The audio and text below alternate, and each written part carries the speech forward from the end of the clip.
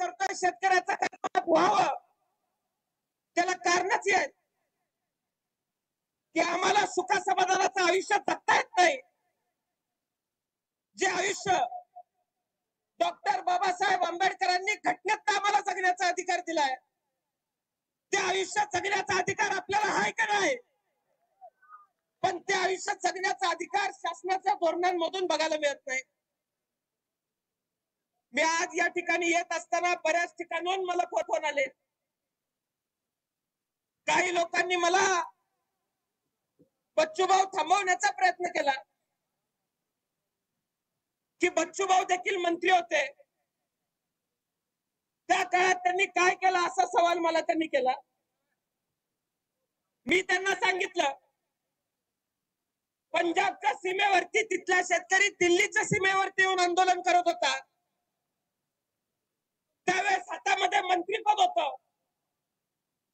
संपूर्ण देशामध्ये शेतकऱ्यांच्या मांडीला मांडी लावून, शेतकऱ्यांच्या खांद्याला खांदा लावून एकमेव मंत्री ज्या शेतकऱ्यांबरोबर आंदोलनामध्ये मिसळला, त्या मंत्र्याचं नाव बच्चूभाऊ कडू. ज्या माणसाचा हेतू प्रामाणिक आहे, ज्या माणसाच्या शेतकऱ्याच्या संदर्भामध्ये भावना प्रामाणिक आहे, त्या माणसाच्या उपोषणामध्ये आंदोलनामध्ये फक्त सहभागी म्हणून नव्हे, तर त्या माणसाबरोबर घाम गळावा लागला, रक्त सांडावं लागलं तर ती रक्त सांडण्याची तयारी आमच्या सर्वांची असणार आहे. आज आपण सर्वांनी लक्षामध्ये घ्यायचं आहे, उद्याचा संघर्ष आपल्या सर्वांसमोर फार मोठा आहे. बच्चूभाऊ, मी तुम्हाला सांगू इच्छितो, 2 दिवसापूर्वी माझ्या भागातल्या द्राक्ष उत्पादक शेतकऱ्यांची मी दयनीय अवस्था लक्षवेधी म्हणून विधान भवनामध्ये अधिवेशनामध्ये मांडली. दुर्दैव महाराष्ट्राचं असं आहे, मी जी लक्षवेधी मांडली बच्चूभाऊ, मी द्राक्षाच्या संदर्भातली लक्षवेधी मांडली. कृषी मंत्री उठले, त्यांनी मला सांगितलं उत्तर देताना की मी सुद्धा द्राक्ष उत्पादक भागातून येतो. त्यांनी मला प्रक्रिया सांगायला चालू केली. बच्चूभाऊ लोकप्रतिनिधी म्हणून द्राक्ष उत्पादक भागातून निवडून येतात आणि द्राक्ष कशी उगवतात हे सुद्धा कृषी मंत्र्यांना माहित नव्हतं. मी त्यांना म्हणलं, शासन मला चुकीचं उत्तर देतंय, आपल्याला द्राक्षाची उगवण्याची प्रक्रिया माहित नाही. मला तुम्ही दिलेलं उत्तर मान्य नाही म्हणून मी लक्षवेधीला उत्तर देताना सांगितलं, ज्यांना शेती समजत नाही अशी माणसं आज या राज्याच्या शेती मंत्री म्हणून बसलेले आहेत. आमची प्रामाणिक भावना आहे, माझी शासनाला विनंती असणार आहे, आज इथे येऊन जनसमुदाय बघण्याची त्यांनी आवश्यकता आहे.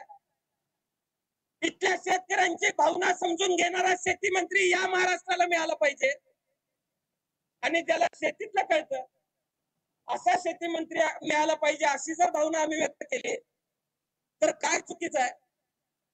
हे शेती मंत्री द्राक्षाचं नुकसान झालेलं बघायला जातात आणि तिथं शेतकऱ्यांना काय म्हणतात की इथं ढेकळांचा पंचनामा करायचा काय? आज तुमच्या कल्पक बुद्धीकडे बघून आम्हाला सुद्धा प्रश्न पडतो, ढेकूळ मातीचा आहे का ढेकूळ तुमच्या बुद्धीचा आहे? हा सुद्धा प्रश्न तुमच्या कल्पक बुद्धीकडे बघून आमच्याकडे आम्हाला पडतोय.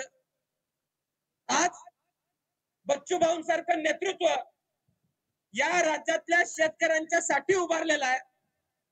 आपण सर्वांनी या पुढच्या काळामध्ये काळजी घ्यायची की आपला नेता एकटा पडला नाही पाहिजे, आपला नेता एकटा संघर्षामध्ये पडला नाही पाहिजे. ज्यावेळेस आपला नेता संघर्ष करतो त्यावेळेस तुमच्या आमच्या ताकदीच्या जोरावरती आपला नेता संघर्ष करत असतो. उद्या न्याय मिळाला तर बच्चूभाऊंना न्याय मिळणार नाही. उद्या कर्जमाफी झाली तर एकट्या बच्चूभाऊंची कर्जमाफी होणार नाही. उद्या हमीभाव मिळाला तर एकट्या बच्चूभाऊंच्या रानाला हमीभाव मिळणार नाही. तो तुमच्या आमच्या सर्वांच्या रानाला हमीभाव मिळणारा, ही भावना तुम्ही सर्वांनी लक्षात ठेवायची. आणि शेवटपर्यंत बच्चूभाऊंबरोबर या मागण्यांच्या बरोबर उभा राहण्याची भूमिका आपण सर्वांनी घ्यायची आहे.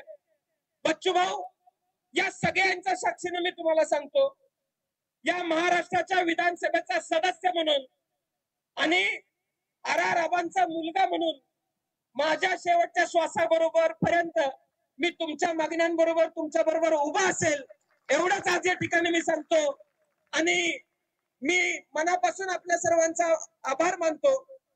खर तर बैलगाडीत आम्ही दोघं उतरलो. मला भीती एकच होती की आजूबाजूला सगळे उंच माणसं आहेत, बच्चूभाऊ दिसतील, मी दिसणारच नाही. मला सहज कोणी हात डोक्याला धरून बाहेर काढलं तर मी बाहेर पडेन. पण बच्चू भाऊंच्या कार्यकर्त्यांनी मला सांभाळून घेतलं, त्याबद्दल मी त्यांचा सुद्धा मनापासून आभारी आहे. आपण सर्वजण मोठ्या संख्येनं इथं उपस्थित राहिलात आणि आम्हालाही उपस्थित राहण्याची संधी दिली, त्याबद्दल मी मनापासून आपल्या सर्वांचा आभार मानतो आणि माझे दोन शब्द मी संपवतो. जय हिंद, जय महाराष्ट्र.